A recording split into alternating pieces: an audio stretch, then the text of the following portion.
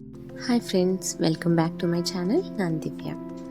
ಇವತ್ತು reusable kitchen towel ಇದ್ರ ಬಗ್ಗೆ ಸ್ವಲ್ಪ ಮಾಹಿತಿನ ಕೊಡಬೇಕನ್ನಿಸ್ತು.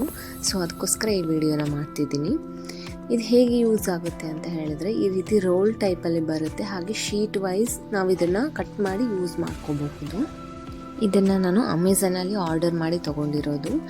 ಜಸ್ಟ್ 2 ರೋಲಿಂದ ನನಗೆ 200 ರುಪೀಸ್ ಆಗಿತ್ತು ಅಷ್ಟೇ. ಒಂದು ರೋಲ್ನಲ್ಲಿ 60 ಈ ರೀತಿಯ ಶೀಟ್ಸ್ಗಳಿರುತ್ತೆ. ಸೊ ಇದು ಸೇಮ್ ಬಟ್ಟೆ ಥರನೇ ತುಂಬ ಸಾಫ್ಟಾಗಿ ಕೂಡ ಇರುತ್ತೆ. ನೋಡಿ, ಮೊದಲಿಗೆಲ್ಲ ಈ ಥರದ ಬಟ್ಟೆಲೇ ನಾನು ಯೂಸ್ ಮಾಡ್ತಾ ಇದ್ದಿದ್ದು. ಈ ಥರದ ಬಟ್ಟೆನ ನಾವು ಸಾಂಬಾರ್, ಪಲ್ಯ ಅಥವಾ ಹಾಲು ಅಥವಾ ಆಯಿಲ್ ಈ ಥರದನ್ನು ಒರೆಸ್ಬಿಟ್ಟು ಅದನ್ನು ವಾಶ್ ಮಾಡೋದೇ ದೊಡ್ಡ ಕಷ್ಟ ಆಗಿಬಿಡ್ತಾ ಇತ್ತು. ದೆನ್ ವಾಶ್ ಮಾಡಿ ಆದಮೇಲೂ ಕೂಡ ಅದು ಕ್ಲೀನಾಗೂ ಕೂಡ ಇರ್ತಿರಲಿಲ್ಲ. ಸೊ ಅದಕ್ಕೆ ಆಲ್ಟರ್ನೇಟಿವ್ ಆಗಿ ಇದು ಸಿಕ್ಕಿರೋದು. ಈ ರೀತಿಯಾಗಿರೋ ಒಂದು ವಾಲ್ ಹೋಲ್ಡರ್ ಒಳಗಡೆ ನಾನು ಇದನ್ನು ಇಟ್ಕೊಂಡು ಬೇಕಾದಾಗ ಶೀಟ್ನ ಕಟ್ ಮಾಡ್ಕೊಂಡು ಯೂಸ್ ಮಾಡ್ಕೊಳ್ತೀನಿ.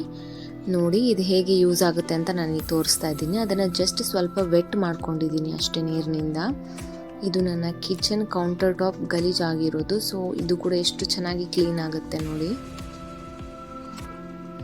ಇದನ್ನು ಕೇವಲ ಕಿಚನ್ ಕೌಂಟರ್ ಟಾಪ್ ಅಥವಾ ಶೆಲ್ಫ್ ಅಷ್ಟೇ ಅಲ್ಲದೆ ಯಾವುದೇ ಥರ ಗ್ಯಾಸ್ ಸ್ಟವ್ಸ್, ಟಿವಿ, ಮಿರರ್ ಅಥವಾ ಫೋಟೋ ಫ್ರೇಮ್, ಹಾಗೆ ಫ್ರಿಡ್ಜ್, ವಾಷಿಂಗ್ ಮೆಷಿನ್ ಅಥವಾ ROs ಇದ್ದರೆ ಅದನ್ನು ಕ್ಲೀನ್ ಮಾಡ್ಕೊಳ್ಬೋದು. ಹಾಗೆ ಕಿಚನ್ ವಾಲ್, ಈ ಥರ ಎಲ್ಲ ಕಡೆನೂ ಕೂಡ ನಾವು ಇದನ್ನು ಯೂಸ್ ಮಾಡಬಹುದು. ಮೇನ್ಲಿ ಇದು ವಾಷಬಲ್ ಕೂಡ. ಬಟ್ಟೆನ ವಾಶ್ ಮಾಡೋದಷ್ಟು ಕಷ್ಟ ಅಂತೂ ಇದೆಲ್ಲ ನೋಡ್ತಿದ್ದೀರಲ್ವಾ.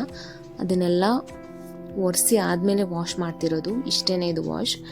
ದೆನ್ ಇದನ್ನು ನಾವೆಲ್ಲರೂ ಒಂದು ಕಡೆ ಒಣಗಿ ಹಾಕಿಬಿಟ್ರೆ ಒಂದು ಜಸ್ಟ್ 5 ಮಿನಿಟ್ಸ್ ಅದು ಡ್ರೈ ಆಗಿಬಿಡತ್ತೆ. ನಾನು ಒಂದು ಶೀಟ್ನ 1 ವೀಕ್ವರೆಗೂ ನಾನು ಯೂಸ್ ಮಾಡ್ತೀನಿ. ಅದೇ ವಾಶ್ ಮಾಡಿ ಬೆಳೆಸಿ ದೆನ್ ಡ್ರೈ ಮಾಡಿ ಅದೇ ರೀತಿನೇ. ಸೊ ನಿಮಗೆ ಎಷ್ಟು ದಿನ ಬೇಕೋ ಅಷ್ಟು ದಿನ ಬಳಸಬಹುದು. ತುಂಬಾ ಯೂಸ್ಫುಲ್ ಇದೆ. ಯಾರಿಗೆಲ್ಲ ಇಷ್ಟ ಆಯಿತು ಕಮೆಂಟ್ ಮಾಡೋದನ್ನು ಮರಿಬೇಡಿ. ಹಾಗೆ ಸಬ್ಸ್ಕ್ರೈಬ್ ಕೂಡ ಮಾಡಿ. Thanks for watching.